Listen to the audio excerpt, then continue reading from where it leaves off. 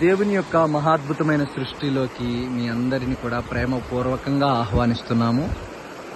దేవుని యొక్క సువార్త ట్రైబల్ ఏరియాల్లో ఎంత అద్భుతంగా జరుగుతుందో,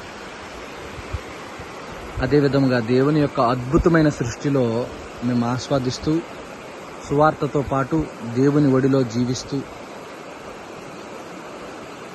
చాలా సంతోషకరముగా ఆయన సేవను చేయడానికి మేము సిద్ధంగా ఉన్నాము. అనేకమైన శ్రమలు ఉన్నప్పటికీ కూడా దేవుని ఒడిలో శ్రమలు కూడా సంతోషమే. కాబట్టి మీరు కూడా నిజంగా ఇటు రీతిగా సువార్తకి రావాలని ఆశపడితే మాకు తెలియజేయండి. మీ ఆహారం మొదలుకొని ట్రాన్స్పోర్టేషన్ వరకు సమస్తము ఉచితంగా దేవుడు దయచేస్తాడు. కాబట్టి మీరు ధనము లేకపోయినప్పటికీ మీరు బాధపడద్దు. దేవుడు పోషకుడు, ఖచ్చితంగా మనల్ని పోషించువాడు. కాబట్టి